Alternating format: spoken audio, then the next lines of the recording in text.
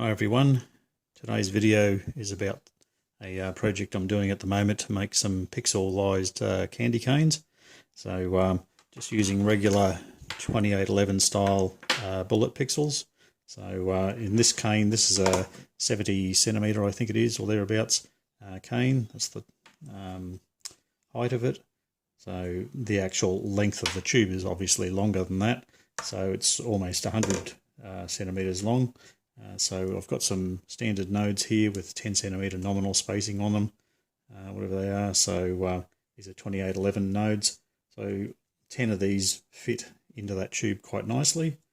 And at the far end of this, so the end of the string, I've just got the data wire coming back out. I'll talk more about that in a minute. Positive and negative have been chopped off. And at the beginning end of the string, where it's got 12 volts data in and ground, I've just got those all stripped and ready to go, and I've already pre-tinned all those wires. So what I've also got is some thin wire, because what we need to do is get the data into the string at this end. It goes up to the end of the candy cane, up to the end there, but we also need to get the data back down so that we can drive the next one from it. So what we're going to do is attach that wire so that gets soldered onto there. That'll run back down with all of the pixels back into the beginning and loop back out, so I'll actually have 4 connections at the bottom of the cane. So you could make these with just straight 4-pin connectors. That would be one way of doing it. Then you'd need to use the 343 T-pieces to join each cane in. I went a different way because I just want to do them as simply and easily and with as little, less number of connections as possible. And they're not going to draw an awful lot of current, so I'm just going to loop them all in together. So I'm going to have I've got some 1.5 meter 3-pin extensions, and then I'm just going to have a long male tail coming into it, and then a stumpy female one coming back out of it to loop to the next cane. So basically what you're going to do is I've soldered the wire onto there. Going to fold that there, zip tie all those, bring it down to there like I said. So here's one I did earlier. So you can see where I've joined just that wire there. I didn't bother insulating or cutting, doing anything else special with those apart from just cutting them off. It's unlikely to get any water in this cane anyway, so I'm not really too concerned about corrosion. You could, if you're really worried about it, you could either put a bigger piece of heat shrink around the whole lot, or dab a bit of silicone or varnish or something on the ends of the wires, but I'm not going to bother. And as you can see, I've got each one zip tied back, and I've got a fairly tight curl on that. It happens to work out for this length cane, doing that sort of length or that much of a curl out the back pretty tight there works out about the correct length for the whole cane. I did some bigger canes as well, and on those ones I needed to increase that loop diameter there, so that the 20 pixels fitted into that cane. So I needed to effectively, by increasing that hangover there, that decreases, makes them closer together that way. So you can fit more in the cane, but sort of becomes a point where it's not really worth the effort, and you're just going to increase the current draw of it, which we don't really want to do. So now this is a red cane, and it's got RGB pixels, but if you try to use blue or green on it, the green sort of shines through a little bit. Blue is absolutely hopeless because you're dealing with subtractive colour there, because the blue minus the red equals nothing, and green minus red equals very little. Red minus red is great. You get a good nice red colour through these, so they do look quite good when they're running. So back at the bottom of it, once we've zip tied all those, and you can see where I've done the zip tie, that little extra cable that came through from the end, I've just fed it through as I've zip tied each one up. I've just made sure that the return data line cable is free to move in there. It's just sort of sitting just beside the bigger wires, so that's not pinching it in any way. And then that's also connecting back to these wires. So I've got a 3-pin male and female here. So I've got I always do these with the male on as the longer lead, and the female is just the stumpy one hanging out the back. Now this is a piece of 25mm conduit. That's a 25mm conduit coupler. Those candy canes are 25mm, so it all works out quite neatly. So what I've done on the cables here to keep them together and to stop that joint from being ripped apart, I've got a zip tie there. So, and then I've just stripped those wires, joined them together so that the power is effectively coming up here, going back out again. Same for the positive there.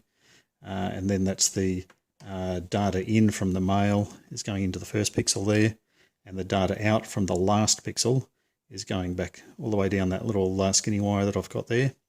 I just used a skinny wire because it doesn't need to carry any current, and that way it's got the least amount of visual impact in the cane instead of using a thicker wire. But it doesn't really matter that much. Use whatever you've got to hand. I just happen to have a big roll of this quite thin cable. So it's, like I said, sunny data, so it's not going to have to deal with any voltage drop as such. So I've got one zip tie there just to keep them from splitting apart and to keep that joint nice. And I've got a second cable tie here, and you'll see why I need that in a minute. So then I've got these couplers. So what I've done is, in the bottom of this tube, before I put the cables in, I drilled a hole, just a 3mm hole, actually I think it was 3.5mm, into the tube, and then one at sort of roughly right angles to it. So you can see there, and then I've fed the cable tie in, wrapped it around the wires, or just, behind the wires, and then back out. So when that's done up tight, that'll sort of stop that cable from pulling out and ruining anything. So what it does is when you pull down, that cable tie there will actually stop that one there. That one's providing all the strength because I can zip that one up nice and tight. I did try it just with that one by itself without the other one, and you could still pull it past. You couldn't get, because of the way the tube is and the curve and everything like that, it didn't pull it tight enough. But having that as a sort of more of a mechanical stop, that one there ends up hitting that one there on the inside and stops it from going any further. So I'll pull that through now. So you can see that's not going to go anywhere. Don't know, you probably can't really see in the tube there, it's a bit dark on camera, but basically the won't be able to see that. Anyway, that other zip tie is banging up against this other one here. So once you've got it into the final position, then you can do that up as tight as you like, nip that off. So basically all that's left to do on this particular one is feed it into the cane. So they're quite easy to put in. So it's 25mm, there's a reasonable amount of spare space in there. So you might just have to, I'll just take it off camera for a second because I've probably just got to jiggle them in, the last little bit, and then that goes on. There we go, they're all in there, and the last pixel ends up being about there on this particular one. They're going to vary a little bit because the pixel spacing is not perfect every time, and the way you zip tie is not perfect every time. But there it ends up being a complete unit with a male tail for the input side, female on the output side. So, and then I can, the conduit fittings between those two is very tight, so there's no need to glue those or anything like that. These ones are actually quite tight on there, so I probably won't bother gluing these ones. The other canes I had, there must have been a very slight difference in the size of the tube. It was ever so slightly smaller, and it was just a little bit loose, so I didn't want that falling off out in the display, and the whole thing gets a bit warmer. So I just put a bit of Tarzan's grip glue, clear glue on the cane before I assembled it to the final position. So, and I've got these little caps that they originally came with. I've just got the tack glued that on there just to stop that from falling off out in the sun.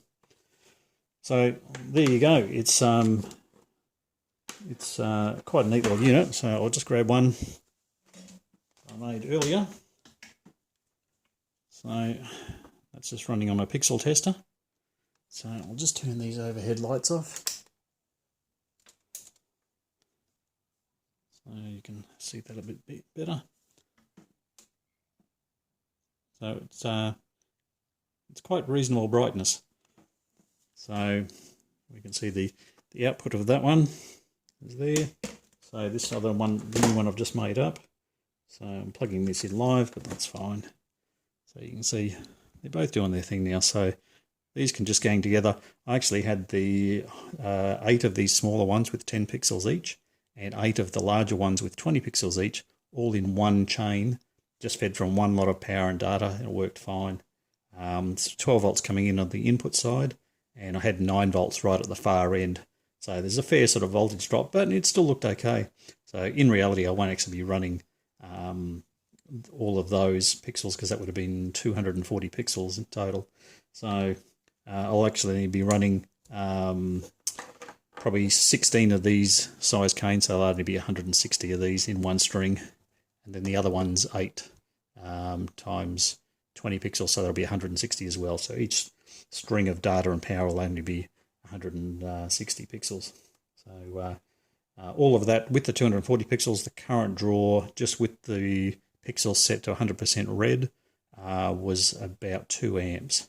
So it's less than it would be in theory, probably because of the voltage drop in the cable. So you really would need to use 12 watt pixels for this idea.